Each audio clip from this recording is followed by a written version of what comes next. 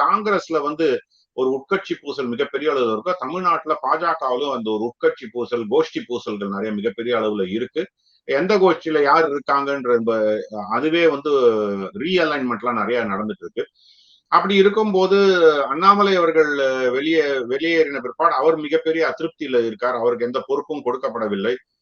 இன்றைக்கு ஊடகங்கள்ல வந்தது என்னன்னா, RSS தலைவர்களை அவர் மீட் பண்ணும்போது என்ன ஸ்ட்ராட்டஜின்னு எனக்கு சொல்லல, தேர்தலினுடைய வியூகங்களை என்கிட்ட கலந்து ஆலோசிக்கவில்லை, எனக்கு 6 இதெல்லாம் வந்து சொல்லியிருக்காங்க. இதுதான் நடந்ததான் தெரியாது, ஆனா ஒரு ஊடகங்கள் அது மாதிரி வந்திருக்கு.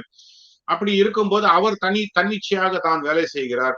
நைனா தன்னிச்சையாக வேலை செய்கிறார். வானதி ஸ்ரீனிவாசன் தன்னிச்சையாக அவர்கள் மாதிரி வேலை செய்யறாங்க. KT ராகவன் ஒரு பக்கம் வேலை செய்யறாரு. இது வந்து என்னன்னா ஒரு அமீபா ஆர்கனைசேஷன் மாதிரி இருப்பது வந்து கட்சிக்கு நல்லது இல்லை. அதுவும் ஒரு குரூஷியல் எலெக்ஷன் வரும்போது அதுவும் ஒரு ஆன்டி இன்கம்பன்சி ஃபேக்டர் மிகப்பெரிய அளவுல இருக்கு.